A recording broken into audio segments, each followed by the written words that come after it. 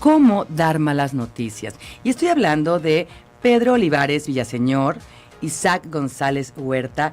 Ellos vienen del Hospital Mi Esperanza, Mi Gran Esperanza. Tú sabes, los conoces, este gran labor que hacen. Ellos son tanatólogos y médicos. Y pues vamos a hablar justo de este tema. Bienvenidos. Muchas gracias. Muchas gracias. Bienvenidos, y creo que qué mejor ustedes que como médicos, y me encanta que tengan esa formación de médicos y tanatólogos, porque eso habla mucho de la parte humanizada con la que trabajan, con el corazón, con el amor hacia las personas, y pues bienvenidos. Muchísimas gracias, Pati. Bueno, y a usted les ha tocado 1000 veces dar malas noticias, me supongo, ¿no? Así es. Y yo quiero que me digan, que me lo cuenten todo. ¿Por dónde empezamos? Bueno, es un tema sumamente importante, no solo en el área de la salud, quizá es donde más se enfatiza respecto a la comunicación de una mala noticia. Sin embargo, en todas las áreas se utiliza. En este caso, en el área de la salud, estamos inmersos en una serie de padecimientos, en una serie de problemáticas que las personas van experimentando, y aunque todas puedan ser muy impactantes dentro de su vida, algunas noticias van a ser muchísimo más difíciles de enfrentar que otras, y obviamente dependerá también mucho de qué capacidad tengan de recibir y analizar esa información, ¿no? Pero finalmente, nosotros desde el papel como médicos, cuando tenemos que decir, por ejemplo, tu hijo tiene cáncer, tenemos que formar muy cuidadosamente las palabras para poder hacer de esa transmisión de información un proceso de comunicación, que es diferente. Transmitir información es decir, tengo 30 años. Comunicar quiere decir establecer un vínculo de empatía con la otra persona en el cual podamos realmente sentirnos que estamos con otro ser humano que siente, piensa, tiene toda una reserva cultural que le va a hacer interpretar la información que nosotros vamos a darle. Y claro, entonces, si nosotros no cuidamos o no sabemos cómo dar esa información, puede modificar tremendamente su expectativa de vida. Son muchos los casos en que las personas terminan muy frustradas y muy enojadas por cómo les dio la información el médico, más allá del diagnóstico. Y entonces eso puede condicionar en vastas ocasiones, y sobre todo actualmente, en procesos legales en contra de los profesionales de la salud, porque no supieron establecer un adecuado vínculo de comunicación con esa familia o con ese paciente. Me encanta, Isaac, cómo estás haciendo la diferencia entre informar y comunicar, ¿no? Donde hay un receptor, ¿no? Y un emisor. Exactamente. O sea, es algo entre dos personas. Entonces me encanta desde ahí, pues me encantó. Y esas dos personas se tienen que poner, digamos, a un mismo nivel. Claro. Primeramente, hay todo un protocolo que se nos enseña. Bueno, no se nos enseña siempre, pero lo deberíamos de poder aprender, y Pedro es experto en ese protocolo que sirve justamente para poder comunicarnos con otro ser humano que está enfrentando la realidad de una situación muy adversa en su vida. Puede ser cáncer, puede ser alguna otra enfermedad terminal, pero a final de cuentas el proceso es el mismo. Sí. Pedro, bienvenido. Muchas gracias, licenciada Pati. Sí. Oye, Pedro, entonces, ustedes como médicos me están hablando, pero creo que también lo han vivido a nivel familiar, no nada más como médicos. Pero vamos empezando, ¿cómo los han formado ustedes? ¿Cómo se han formado para dar malas noticias? Bien. Cuando nos sometemos al proceso de informar acerca de una mala noticia, debemos primeramente concretarnos a obtener dos objetivos. El primero de ellos es conocer la estrategia adecuada para poder dar esa información. Y la segunda es obtener una pauta de mejorar la comunicación con el paciente y sus familiares cuando estos reciben la mala noticia. Okay. Entendiendo que una mala noticia es toda aquella información que afecta drásticamente y negativamente la perspectiva de vida del paciente con relación a su futuro. Esto es como, por ejemplo, cuando estamos hablando de una enfermedad crónica, prototipo diabetes mellitus, una enfermedad incapacitante, degenerativa, progresiva del sistema nervioso central, o simple y sencillamente una enfermedad sin curación, como puede ser un cáncer terminal. Esto incluyendo el cómo informar una mala noticia cuando son aspectos que se presentan de forma inesperada. Es muy importante tomar en cuenta que para los receptores, ellos toman mucho en cuenta el lugar y la forma como se les da la mala noticia, ya que esto determina su adaptación ante la nueva situación, ante el nuevo problema que están empezando a vivir, y que aparte va a influir en la relación del médico con el paciente. Ok, entonces me estás diciendo 2 puntos bien importantes, ¿no? Uno es saber qué puede pasar, cuáles son las consecuencias, y otro es buscar el lugar adecuado. Exacto. ¿No? Sí, porque hay que recordar que los receptores de una mala noticia difícilmente olvidan el dónde, el cómo y el cuándo se les dio esta mala noticia. Todo eso influye a la adaptación de la nueva situación. Por ejemplo, me imagino, o sea, si, no sé si lo hagan ustedes, yo me estoy yendo a las cosas más básicas. Si vas a dar una noticia que puede impactar, pues qué mejor estar sentados a darlos que estén parados y que del impacto se puedan desmayar, ¿no? Exacto. De hecho, justamente lo que buscamos primero es, y esto como te digo, no nada más aplica en el área de la salud. De hecho, nosotros con nuestra familia, si sucede algún acontecimiento inesperado y necesitamos nosotros tener ese papel de enlace con los otros miembros de la familia, pues tenemos que buscar un espacio privado, un espacio tranquilo, un espacio en el que no existan otros distractores, el coche, las personas que entran, que salen de alguna sala, el celular, para poder generar un ambiente propicio con el cual nos sentemos junto con la otra persona y de frente podamos empezar a conocer qué sabe. Eso es, además de plantear el entorno, esencialmente hay que saber qué sabe la otra persona. Y me regreso al papel como médico. Si voy a platicar con 2 papás de un chiquitín que está manifestando cansancio y una serie de dolores, pero los papás no saben qué le está pasando, le hago los estudios y entonces sale que muy probablemente tiene cáncer, entonces ellos obviamente no tienen idea al respecto. ¿Qué voy a hacer yo? Llegamos a un espacio privado, nos sentamos, me pongo frente a frente y empiezo a ir cuestionando para indagar cuál es la información que ya tienen respecto a la salud de su hijo, qué piensan ellos, qué sienten ellos respecto al problema, cómo se ha ido dando, y ir introduciendo también una parte que es qué tanto les gustaría saber o claro, qué tanto ellos están receptivos de tener esa información que yo voy a decirles. Pero como primer paso, generar un ambiente privado, tener la apertura y la calma y entonces investigar qué saben. Eso me gusta porque sí, entonces ya sabes es hasta dónde, ¿no? O sea, posiblemente ven el panorama mucho más negro de lo que es. Exacto. ¿No? Y tal vez no lo es tanto, aunque no deja de ser una mala noticia. Entonces ya, primero, ahora sí que, lo voy a comparar con algo muy feo, pero como una técnica de ventas, que normalmente al cliente le dejas que hable, ¿no? Para saber de dónde. Y al vendedor le da herramientas. Sí. Igualmente, al médico, aunque es una comparación, digamos, fea, pero al médico le da herramientas no solamente para saber qué sabe respecto a la enfermedad, sino también para saber el nivel sociocultural de la persona y buscar la mejor estrategia para que pueda entender plenamente la información que va a recibir. Claro, y sobre todo, bueno, a mí me pasó en lo personal, ¿no? Cuando se acercaba en el proceso, que mi papá estaba en una etapa terminal, nos decían cosas que no entendíamos nada. Exacto. Y por pena no preguntamos, oiga, ¿qué significa leucocitos? Si lo que es, ¿no? Pero bueno, por decir, ¿o qué significa esto?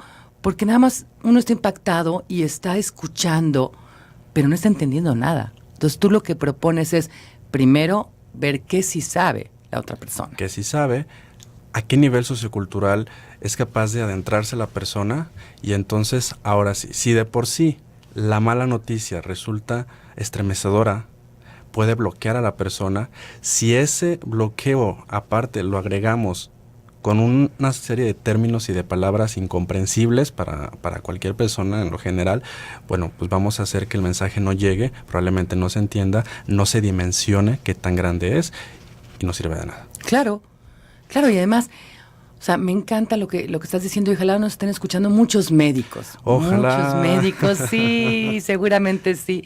Porque eso es importante. Nosotros lo que hacíamos, le decíamos al doctor, ¿le podemos grabar lo que nos va a decir? Y lo grabábamos, porque ya después lo escuchábamos con cara de lo que quiso decir y entonces no nos metíamos a internet, porque si nos metíamos a internet iba a ser peor. Iba a ser peor, exactamente. Sí. Pero bueno, ya después hablábamos, le decíamos, no entendí esta parte. Entonces, ¿y tú qué me dices? Que ustedes lo toman en cuenta, ¿no? De ver qué es lo que sabe, cómo le puedo Y hablar. estamos en la primera etapa del proceso, o sea, realmente todavía no estamos a la información, a nada. Pero esta etapa es la más difícil porque hay una serie de factores que influyen para que no se dé. Entre ellos, pues son factores de la misma familia, del médico, del entorno. El médico no siempre está capacitado porque no es algo que se te enseña durante la formación profesional, no es algo que en la escuela te digan, vamos a ver la clase de cómo dar malas noticias, vamos a dar la clase sobre tanatología. No, es algo que con el tiempo te das cuenta que es necesario aprender y la información existe, pero no siempre la tomamos. Entonces, lo habitual, el médico tiene miedo, no sabe cómo expresarse y entonces tiene miedo también de que si dice algo muy brusco, la familia se vaya contra él y entonces claro. También siente... Sí, y bueno, son tantos los factores, pero me encanta que estén aquí, doctores. Me tengo que ir a un corte, no sin antes recordarte a ti que estás del otro lado del micrófono, que también hay buenas noticias, que también puedes compartir con nosotros lo que tú quieras que el mundo se entere y luego regresamos a las malas noticias, ¿sí? Bueno, vamos y venimos.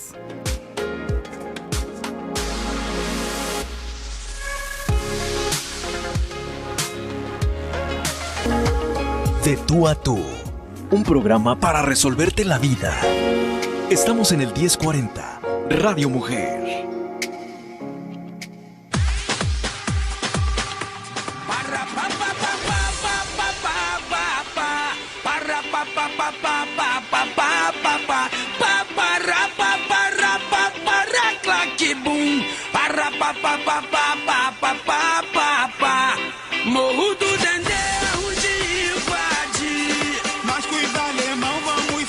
Ya estamos de regreso y queremos que el mundo se entere. Bueno, tengo cumpleañeros. Hoy cumplieron años.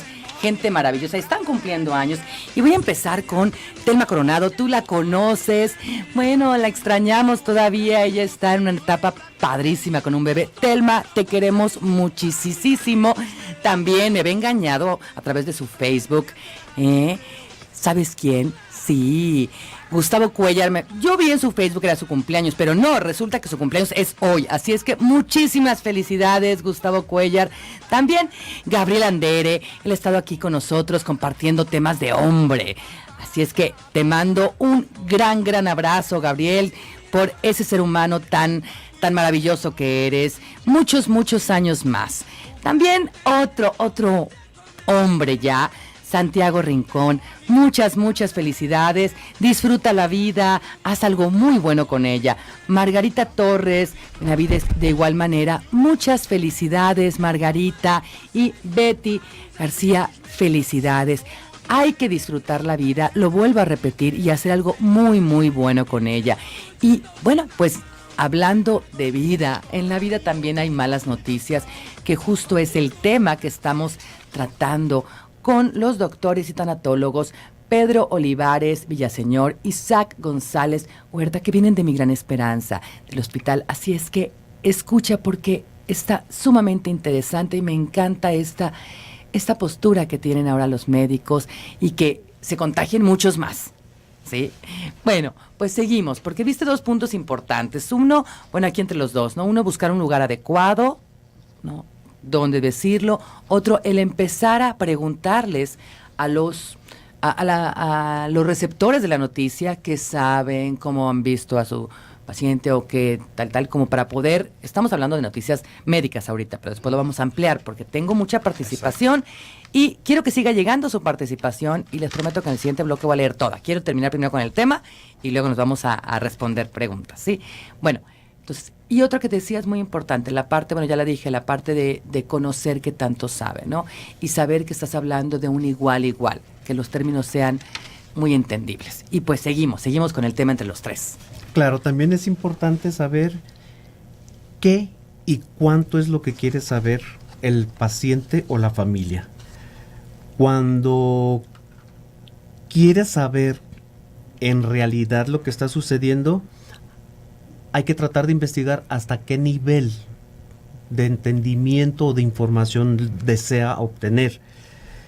Ahora también se vale el derecho a no ser informado, porque hay mucha evasión en ocasiones por parte de los familiares y por el mismo paciente. Dependiendo de este tipo de reacción, entonces se procede a poder compartir la información. Si en realidad quieren toda la verdad, adelante, es muy válido. Pero cuando hay una negativa o una evasión, entonces hay que concretarse prácticamente a los planes diagnósticos y de tratamiento. Y ahí también se reserva el derecho del paciente junto con sus familiares o él solo a aceptar o no aceptar el plan diagnóstico terapéutico. Ok. Sí, y para esto hay que estar pendientes de la comunicación, el lenguaje verbal, el lenguaje no verbal, para ver si las reacciones son de adaptación y si puedan ser modificables dependiendo del estado emocional en el que se llegue a permanecer. Fíjate que yo quiero agregar algo, Pati. Aquí habla Pedro del derecho a no ser informado. Digo, el primer derecho es que todo paciente o su familia tiene el derecho de recibir la información sobre su enfermedad, porque finalmente es su enfermedad, no es la información, no es la enfermedad del médico, el médico no lo posee, no es una propiedad de él, como antes era un modelo un poquito más paternalista. No, ahora entendemos que el paciente y es el único responsable y dueño sobre su salud y sobre su futuro. Pero hay una serie de diferencias entre cuando son pacientes niños a cuando son pacientes adultos y adultos mayores.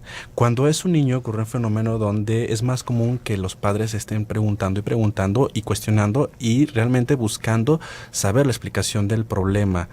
Están muchísimo más metidos en conocer cuál es la realidad del problema y qué estrategias hay. Entonces, pues prácticamente es ir y resolver todas esas dudas con los padres, pero siempre lo van a pedir. En el caso de las personas mayores, cambia un poquito la jugada. Las personas mayores, no nada más adultos mayores, sino el adulto, tiene en ocasiones una cierta adversión hacia información dura. Y entonces ahí es cuando Pedro dice, bueno, cuando no desean saberlo, también se les respeta. Y sí, es un cambio, porque en ocasiones no quieren saber información. Pero el tratamiento sigue. Pero el tratamiento de todos modos sigue y la obligación del médico es, ok, no deseas tú conocer sobre tu enfermedad, yo tampoco voy a ir y se lo voy a contar a tu familia, porque eso no me corresponde a mí. Tú decides, pero bueno, entonces el plan de tratamiento es este, vamos a seguir el abordaje así y de todos modos, si en algún momento tú quieres saber más respecto a lo que te está sucediendo, sabes que puedes venir conmigo y me lo preguntas. Es decir, dejar la puerta abierta para que si en ese momento la persona no se siente lista o no quiere recibir la información, lo pueda hacer después, pero siempre teniendo la disposición de comunicarnos. Y ahí es cuando entonces ya empieza la parte de informar, decir las cosas, siempre con mucha calma, tratando de estar respondiendo las dudas, preguntándole, ¿me estoy dando a entender?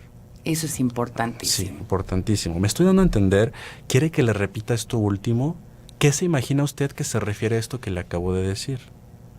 ¿Sabe usted cuáles son las implicaciones de lo que le acabo de decir? ¿O qué se imagina? ¿Qué siente? Porque viene una parte también bien importante, que es la persona obviamente recibe la información, pero no la recibe y es inerte a ella, ¿no? Reacciona. Y puede reaccionar de mil y un maneras. Sí. ¿Cómo te ha tocado que reaccionen, Pedro, ante una noticia fuerte? Son reacciones muy variables. De hecho, quiero ahondar en este sentido. Hace unos momentos Isaac hablaba de el beneficio, cuando los médicos de antaño utilizaban el principio de la beneficencia. Ellos se dedicaban a ocultar o dar la información que ellos creían pertinente. Actualmente se maneja mucho el principio de la autonomía, en donde el paciente tiene el derecho de ser informado de todos los procedimientos diagnósticos terapéuticos, pero deja asentado su consentimiento con la famosa carta de consentimiento bajo información. Y desgraciadamente nuestros sistemas de salud público, por la sobresaturación, muchas veces las consultas preanestésicas o prequirúrgicas no son en suficiente tiempo para poder entablar una conversación y una comunicación asertiva y eficaz. Porque tiene su riesgo cada vez que se va a operar una persona. Obviamente existen riesgos y en teoría deberían de estar lo suficientemente bien informadas para asumir si corren el riesgo o si no. Y hablábamos de las reacciones, de cómo viven esa, y hay personas que lo pueden tomar con mucha calma, con mucha madurez o resiliencia, que es una palabra que nos gusta a nosotros usar mucho, es decir, se adaptan fácilmente a esta situación difícil, adversa que están viviendo, pero hay otras personas que se pueden desbordar en ese momento. Entonces, pues el médico o el comunicador de la mala noticia, sea que esté el médico, sea que se acompañe por un psicólogo, por un tanatólogo o por una trabajadora social, que en teoría todo el equipo debe trabajar junto, pero tiene que estar con la calma suficiente para que si la persona se desborda o inclusive reacciona de manera agresiva, pueda intentar tranquilizarla. Porque sí es una de las reacciones. Y es una reacción. El enojo, ¿no? Por supuesto. Si nos ponemos a pensar... Bueno, y los han agredido. O sea, si usted está loco, doctor, y que... Porque son reacciones de un ser humano. A mí hasta el momento no sé a ti, Pedro, si te han llegado a agredir. Tampoco, hasta el momento no, pero sí se refieren, sí hay referencias en donde las personas, su reacción de adaptación al recibir una mala noticia por parte del mensajero, que en este caso pues el profesional de la salud, muchas veces esas reacciones son personalizadas en contra del mensajero, porque estas personas al tratar de asimilar la mala noticia dada, incurren en el enojo y en la ira, que son reacciones socialmente no aceptables, pero que sí se dan.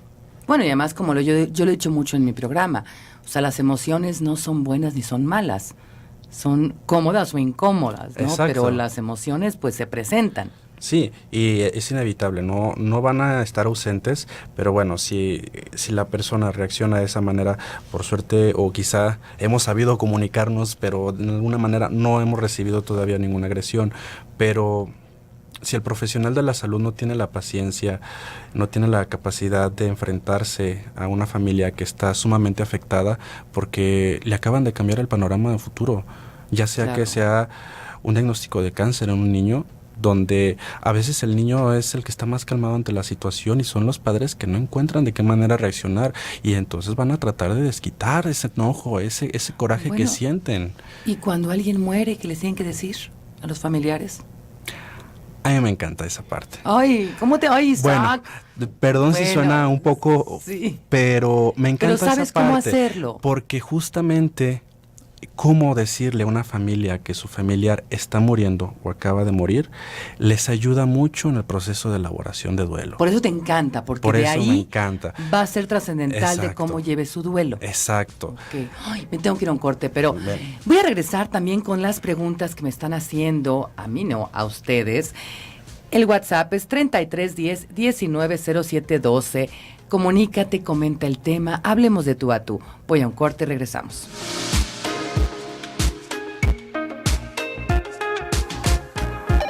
Si quieres una cita con la psicoterapeuta Patti López Ramos, cédula 30-00590, comunícate al 3629-8780 o envía un WhatsApp al 33 14 14 85 47. La psicología le aporta a tu vida comprensión, concientización y soluciones. De tú a tú. Continuamos de tú a tú en el 1040 Radio Mujer.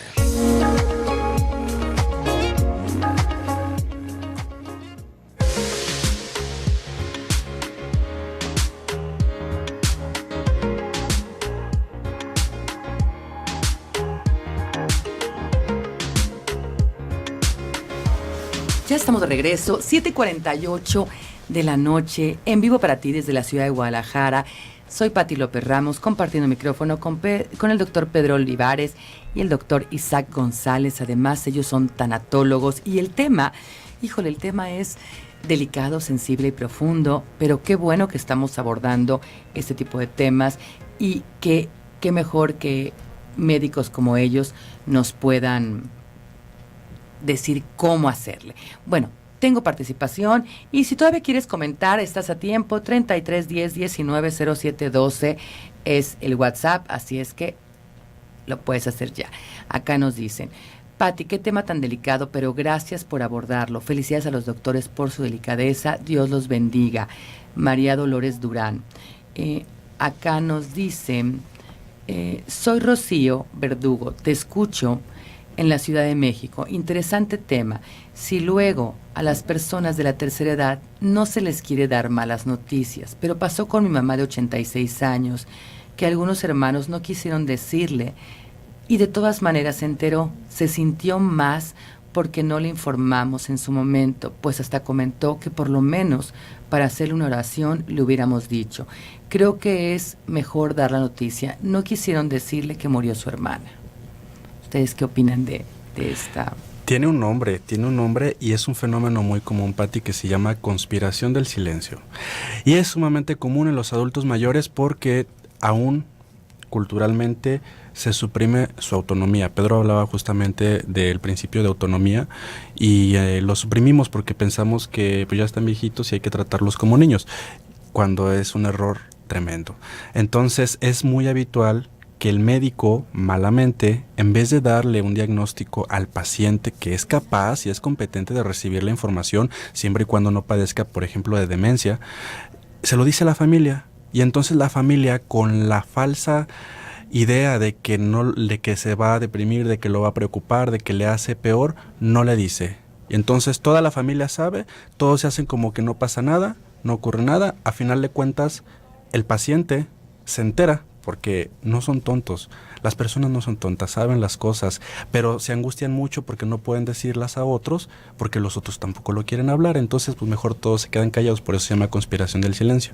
Pero daña más, ¿no? Y daña más porque a final de cuentas las personas no se dan la oportunidad de expresar con anterioridad lo que sienten, las cosas que quieren dejar arregladas, poderse despedir adecuadamente, porque no pasa nada, no hago nada, y a final de cuentas luego la familia se queda con el remordimiento de ay, es que si le hubiera dicho, pudimos haber hecho esto, pudimos habernos despedido con calma, pudimos haber dejado en paz muchos asuntos que quizás quedaron pendientes, y todo porque se tiene la idea de que no se les debe de informar. Como si no se dijera no pasara. Exacto, ¿no? Y tenemos esa idea aquí, no se dice, no sucede.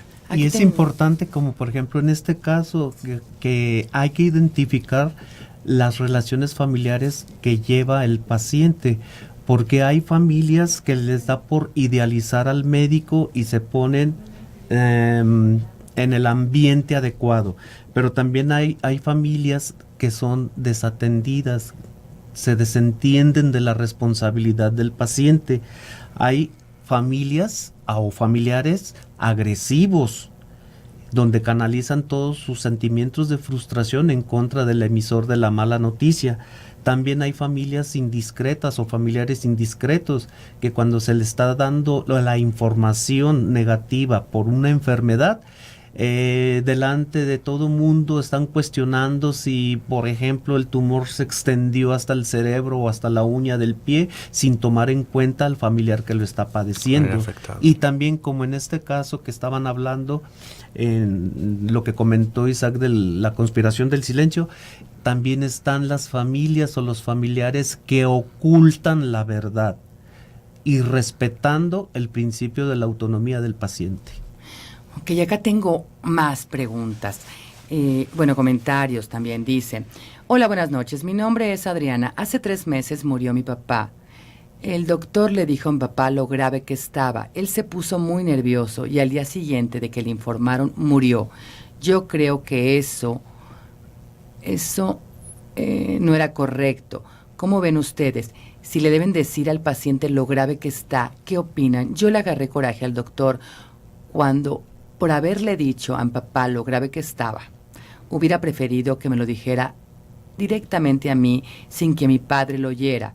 Yo no he podido llorar su pérdida. Él tenía muchas ganas de seguir trabajando a los 77 años. ¿Qué opinan ustedes? ¿Se ponen peor los pacientes? Adriana, ¿verdad? Sí, Adriana es. Tendemos en ocasiones también a culpar al médico de que suceda el acontecimiento trágico.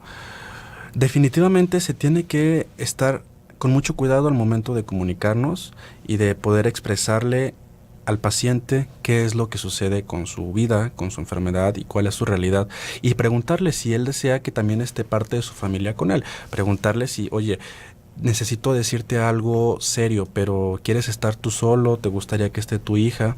En definitiva, se le tiene que decir a él, no se le puede omitir, es su derecho y es parte de hacerse responsable sobre su propia vida, pero lo que sí es, se puede poner mal si no se comunica bien y sobre todo si después de comunicar no se está atento a cómo está reaccionando ni a qué pasa después. Es decir, después de informarse tiene que dar seguimiento, cómo lo tomó la persona, cómo lo está sintiendo, cómo lo está enfrentando. Pero, pues bueno, ahí es nosotros como profesionales volver a repasar cómo estamos haciendo las cosas. En definitiva lo tenemos que decir. Hay que cuidar cómo decirlo y valorar cómo sigue la persona después de haberlo dicho. Eso sí, pero sí, Adriana, es una obligación nuestra decírselo a él y él hubiera decidido. Pero bueno que lo aclaras, ¿no? O sea, sí. En el sentido de, bueno, el cuidar cómo se puso después, quizá exacto, podría darle ser seguimiento, parte, ¿no? darle seguimiento. Acá nos dicen, felicidades por el tema, Dios los bendiga. Acá también nos dice, felicitaciones para el doctor Isaac González. Lo vengo escuchando desde hace tiempo, su manera de explicar las cosas es excelente, mi más grande admiración para un ser humano tan especial, hace falta médicos como él, es terminación 6339. Bien, pues seguimos, ¿cuáles serían los puntos así como muy específicos? Tuvimos que poner así como en un recetario, que yo sé que no hay receta, de cómo dar malas noticias. ¿Qué diría? Punto número 1. Punto número 1. Hay que prepararnos para empezar a dar la información acerca de una mala noticia. Aquí debemos de tener en cuenta que debemos de tener completamente nuestra atención centrada a lo que vamos a informar. Vamos a buscar un lugar adecuado, cómodo, libre de interrupciones. Sobre todo investigar a quién se le va a dar la mala noticia.